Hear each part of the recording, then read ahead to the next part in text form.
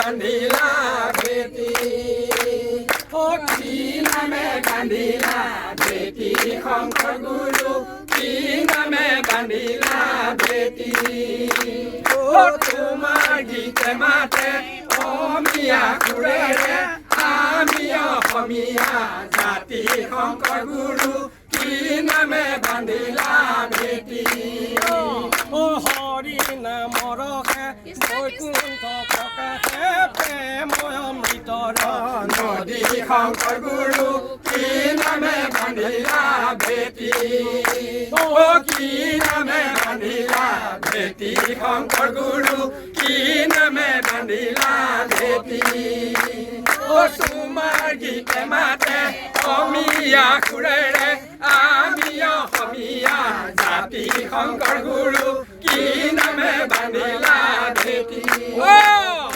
ভকত আমাৰ পৰম বন্ধু শিৰে লৈ বুতুলি শংকৰ আমাৰ শিৰাৰ মুকুট মাধৱ কলাৰ মণি ভকত আমাৰ পৰম বন্ধু শিৰে লৈ বুতুলি শংকৰ আমাৰ শিৰাৰ মুকুট মাধৱ কলাৰ মণি ভকত আমাৰ পৰম বন্ধু শিৰে লৈ বুতুলি কুলিৰ ৰম ধৰ্ম জানা হৰি নাম শংকৰে শিলা ডাকি বোলা ৰাম ৰাম শংকৰ আমাৰ শিৰাৰ মুকুট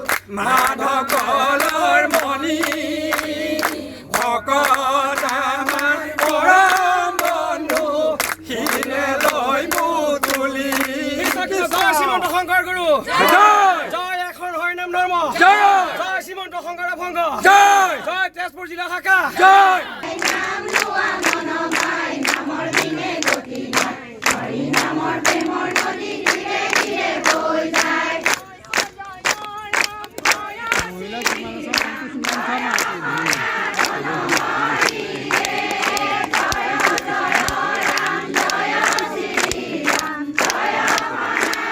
জয় জয়তে সদৌ অসমবাসী ৰাইজলৈ ধন্যবাদ আৰু কৃতজ্ঞতা জনাইছোঁ আপোনালোকৰ জৰিয়তে।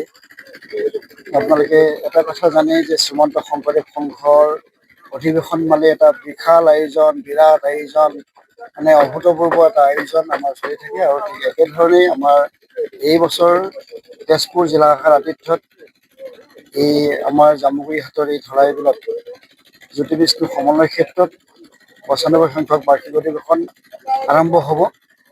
ইয়াত লক্ষ লক্ষ ভকতৰ আগমন ঘটিব। ভাৰতবৰ্ষৰ ভিন্ন প্ৰান্তৰ পৰা ইয়ালৈ লোক আহিব। ইতিমধ্যে আমাৰ বহুত ভকতে বা বহুত লোকে অসমৰ বিভিন্ন প্ৰান্তৰ লোকে আমাৰ মিডিয়া যোগে কিছু ইয়াৰ অগ্ৰগতি দেখি আছে, খুব সুন্দৰ হৈছে। আৰু মই আজি শেহতীয়াকৈ আজিৰ দিনটোত মানে শেষৰবাৰৰ কাৰণে আজি এবাৰ পৰ্যবেক্ষণ কৰিবলৈ আহি মই দেখি সঁচা অৰ্থতে খুব আনন্দিত হৈছোঁ, গৌৰৱবোধ কৰিছোঁ। আৰু মনটো আচলতে সঁচা অৰ্থৰে সন্তোষ লাগিছে যে ইমান সুন্দৰকৈ মানে ইয়াত আয়োজন হৈছে। এই আয়োজনে সমগ্ৰ ভাৰতবৰ্ষকে এটা বেলেগ ধৰণৰ পৰিৱেশলৈ লৈ যাব বুলি মই আশা কৰিছোঁ। আৰু ইয়াৰ পৰাই মহাপুৰুষ শংকৰদেৱ আৰু মাধৱদেৱৰ যি বাণী, সেই বাণীসমূহ ইয়াৰ পৰাই বিশ্বত প্ৰকাশ হ'ব। আৰু সেয়া মই খুব গভীৰভাৱে আশা কৰিছোঁ। আৰু ইতিমধ্যে আমি আমাৰ ভকতসকলৰ লগত কথা পাতি আছোঁ। এইবাৰ কিন্তু অভূতপূৰ্ব মানুহৰ ইয়াত সমাগম। আমি আগতে ৩০ লাখ ৪০ লাখ ভকতৰ কথা কওঁ, আৰু ১০ লাখ ১৫ লাখ মানুহ এইবাৰ বেছিকৈ হ'ব, বেছিকৈ আহিব বুলি আমি আশা কৰিছোঁ। কাৰণ তেজপুৰলৈ আহিব এটা ঐতিহ্যমণ্ডিত এখন জিলা। ইয়াত বিভিন্ন সাংস্কৃতিক অৱদানেৰে মানে ভৰ্তি হৈ থকা এখন জিলা। গতিকে এইখন জিলা চাবলৈ অহাৰ আৰু ধলাইবিলৰ এই জ্যোতি বিষ্ণু সমন্বয় ক্ষেত্ৰত যি পৰিৱেশ ইতিমধ্যে আমাৰ মাধ্যম যোগে দেখি আছে, সামাজিক মাধ্যম যোগে দেখি আছে, সেইটোৱে মানুহক বহুতে আকৰ্ষিত কৰিছে। আৰু আমাকো বিভিন্নজনে সুধি আছে ইয়াৰ খবৰবোৰ। গতিকে আমি আশা ৰাখিছোঁ ই খুব সুন্দৰ হ'ব। ইতিমধ্যে গোটেই কথাখিনি সম্পূৰ্ণ হৈ উঠিছে, মাত্ৰ সাজু হৈ আছে ভকত আদৰিবৰ কাৰণে।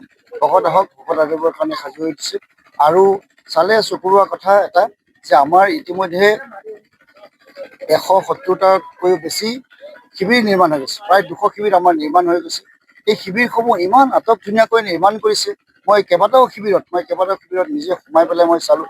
তেখেতসকলে ভকতসকল আহিবৰ কাৰণে, ভকতসকলে থাকিবৰ কাৰণে ইমান সুন্দৰ ব্যৱস্থা কৰিছে। আৰু ভকতসকলে ইয়ালৈ আহিলে মই নিজেই ভাবোঁ মোৰেই যাবলৈ মন নাযাব। ভকতসকলে ইয়াত অহাৰ পিছত এই শিবিৰত যেতিয়া সোমাব, তাৰ পৰা তেখেতসকলে ওলাই যাব নোৱাৰিব।